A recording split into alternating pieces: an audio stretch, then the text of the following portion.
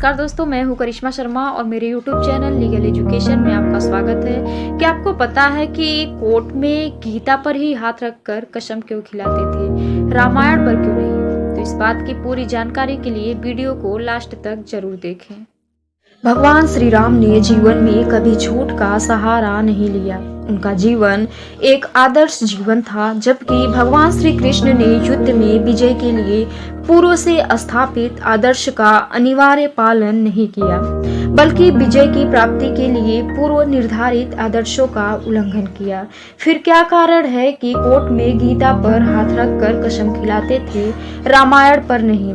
आइए इस सवाल का जवाब जानने की कोशिश करते हैं। तो यूपी के प्रख्यात पत्रकार श्री हेमंत सिंह की एक स्टडी के अनुसार भारत में ये परंपरा मुगल शासकों ने शुरू की।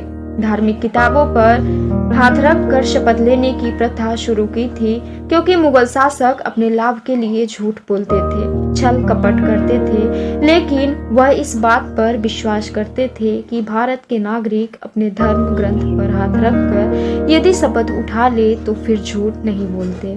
शायद उन्हें भारत में सत्य वचन के लिए गंगाजल पर ज्ञान था।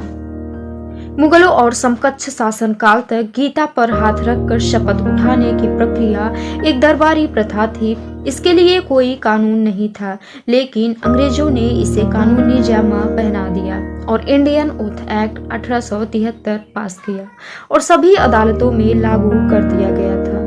इस एक्ट के तहत हिंदू संप्रदाय के लोग गीता पर और मुस्लिम संप्रदाय के लोग कुरान पर हाथ रखकर कसम खाते थे। ईसाइयों के लिए बाइबिल सुनिश्चित की गई थी।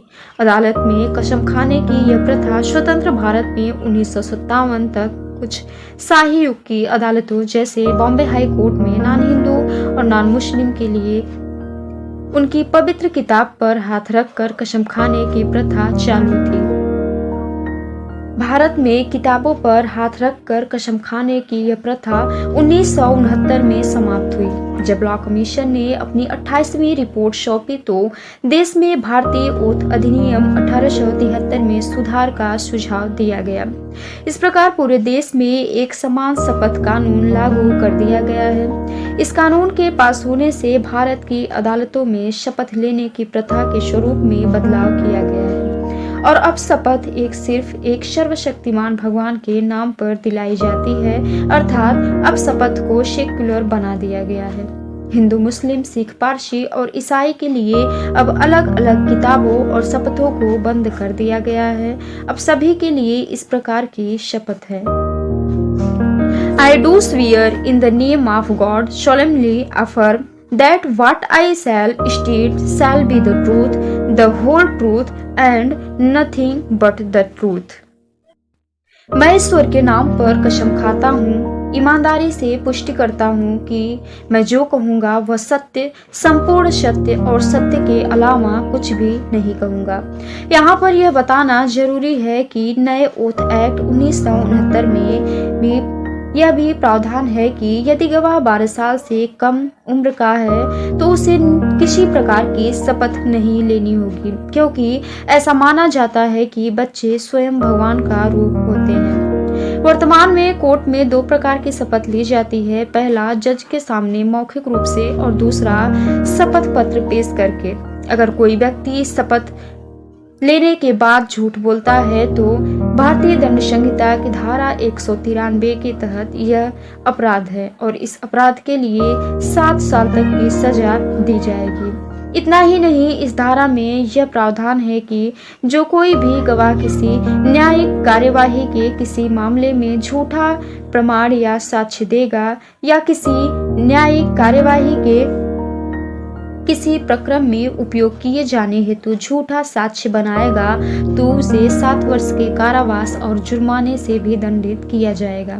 यह अपराध तभी दर्ज किया जा सकता है जब गवाह ने सत्य वचन की शपथ ली हो। यदि वह शपथ नहीं देगा तो शपथ भंग का अपराधी भी नहीं कहलाएगा। अब आते हैं मूल प्रश्न पर। कोर्ट में गीता की शपथ क्यों ली जाती है जबकि रामायण अधिक लोकप्रिय धार्मिक पुस्तक है? इसके पीछे लॉजिक यह है कि रामायण भगवान श्री राम के जीवन का वर्णन है। रामायण में लोग आदर्श जीवन के लिए मार्गदर्शन प्राप्त करते हैं। रामायण लोगों को आदर्श जीवन जीने के लिए प्रेरित करती है, परंतु गीता हिंदुओं का एक ऐसा धर्म ग्रंथ है जिसमें जीवन के लिए मार्गदर्शन उपलब्ध कराया गया है। यह केवल महाभारत युद्ध का विवरण नहीं है, बल्कि सत्य की स्थापना के लिए मनुष्य को किस प्रकार के आचरण करना चाहिए उनका विस्तार से विवरण है। हिंदू धर्म में गीता, इस्लाम में कुरान और क्रिश्चियन में बाइबिल समान रूप से मानव जीवन के लिए मार्गदर्शन उपलब्ध कराया गया है। यह केवल महाभारत युद्ध का विवरण नहीं है, बल्कि सत्य की स्थापना के लिए मनुष्य को किस प्रकार के आचरण करना चाहिए उनका विस्तार से विवरण है। यह ग्रंथ मानव जीवन को मार्गदर्शन करने वाले धर्म ग्रंथ माने गए हैं। और इसी तरह की जानकारी के लिए जुड़े रहिए आपके अपने प्लेटफॉर्म लीगल एजुकेशन से।